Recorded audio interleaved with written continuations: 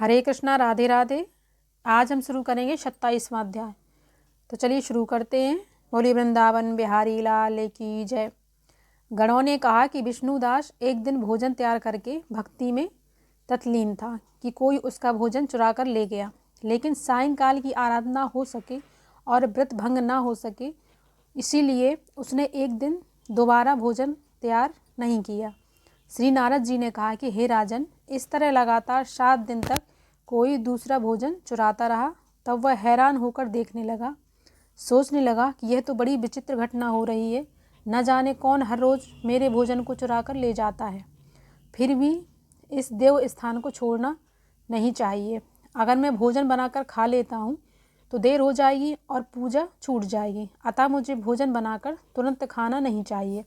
बिना भगवान को भोग लगाने के वैष्णव को भोजन नहीं करना चाहिए। अगर 7 दिन बिना भोजन के बीत गए तो आज का एक दिन भी सही। आज मैं भली भांति भोजन की रक्षा करूंगा और देखूंगा कि हर रोज़ इसे कौन चुरा कर ले जाता है। ऐसा सोच विष्णुदास भोजन तैयार करके भोजन के पास ही छिपकर बैठ जाता है। उसने थोड़ी देर के बाद देखा कि वहाँ एक चांडाल आया, जिसका शरीर बहुत दुर्बल था। उसके शरीर पर केवल चमड़ी ही चमड़ी दिखाई दे रही थी। जब वह चांडाल भोजन चुराकर चल दिया तो विष्णुदास ने उसे पुकारा कि हे भाई, यह रूखा भोजन ले जाकर क्या करोगे? घी तो लेते जाओ। ऐसा कहकर वह श्रेष्ठ ब्राह्मण आगे को बढ़ा। विष्णुदास को अपनी ओर आता देखकर वह चांडाल तेजी से दौड़ने लगा। वह ब्राह्मण से डर गया, लेकिन दुर्बलता के कारण दौड़ न सका। अतः वह भूमि पर गिर पड़ा और मूर्छित हो गया। चांडाल को मूर्छित देखकर विष्णुदास उसके पास पहुंचा और अपने वस्त्र से उस पर हवा करने लगा।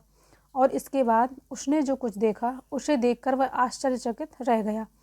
उसने देखा कि उसके सम्मुख चक्र, गदा, शंख, पीतांबरधारी चतुर्भुज रूप, अलसी के फूल के समान कांति वाले, छाती में कौस्तुभ माला से सुशोभित साक्षात भगवान विष्णु खड़े हैं। भगवान का दर्शन करके सात्विक भाव से मुक्त व श्रेष्ठ ब्राह्मण उसकी स्तुति तथा प्रणाम कुछ ना कर सका। वहीं पर सब इंद्र आदि देवता भी उपस्थित हो गए और गंधर्व तथा अप्सराएं आकर गीत गाने लगी तथा नृत्य करने लगी। ब्राह्मण उन्हें प्रणाम करने के लिए उतावला हुआ।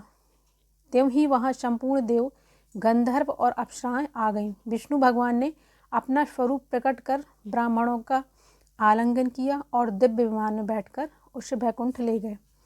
दिव्य विमान में ब्राह्मण को विष्णु के साथ जाते हुए चोल राजा ने भी देखा। उसने अपने गुरु आचार्य मुग्दल को भी कहा कि मैंने जो यज्ञादि किया है वह सब व्यर्थ हुए। जितनी दान दक्षिणा मैंने ब्राह्मणों को दी है वह असफल हुई। भगवान विष्णु के दर्शन नहीं हुए। विष्णुदास ब्राह्मणों ने केवल श्रद्धा से ही भक्ति की है। उसके प्रभाव से विष्णु भगवान ने आकर उनको दर्शन दिए। इसलिए भक्ति ही सर्वश्रेष्ठ है। मुझे भगवान के दर्शन की